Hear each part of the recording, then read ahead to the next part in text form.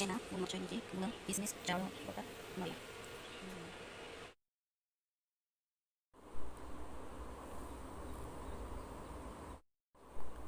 ଆଜି ଆମେ ପ୍ରସ୍ତୁତ କରିବା ଧଳା ମଣ୍ଡା। ଧଳା ମଣ୍ଡା କରିବା ପାଇଁ ପ୍ରଥମେ ଆମେ ଚାଉଳକୁ ଭିଜେଇ ରଖିଥିବା ଅରୁଆ ଚାଉଳକୁ ଆମେ ଗ୍ରାଇଣ୍ଡରରେ ପିସି ସ୍ମୁଥରେ ପିସିଦେବା।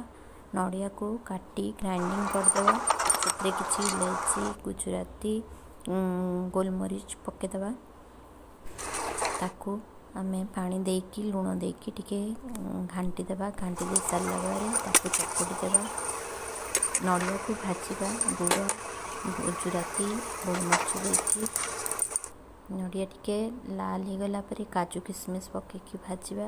ଦେଖନ୍ତୁ ଭାଜି ସାରିଲା ପରେ ଗୋଲ ଗୋଲ କରି ମଣ୍ଡା ପିଠା କରିବା ଆଉ ସେଥିରେ ନଡ଼ିଆ ପୁର ଦେବା। ଦେଖନ୍ତୁ ପ୍ରସ୍ତୁତ।